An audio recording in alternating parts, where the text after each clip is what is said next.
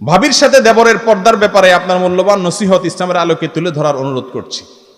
ভাইরা আমার, আমাদের দেশের একটা মস্ত বড় আপদ, এটা মস্ত বড় আপদ।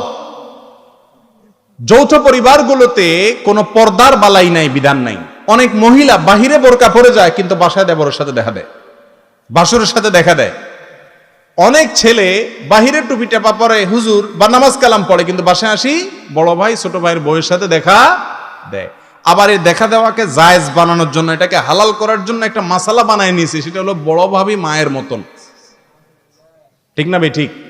কুকাম করে তো করে, আবার একটা মাসালা বানায় নিস। নবীজিকে এরকম জিজ্ঞাসা করা হয়েছে, ইয়া রাসূলুল্লাহ, দেবর এবং শ্যালক সম্পর্কে আপনি কি বলেন? তাদের সাথে এক ঘরে থাকা লাগে, তাহলে পর্দা করা লাগবে কিনা? নবীজি তখন বলেছেন, আরে আল হামু আল মউত, মহিলাদের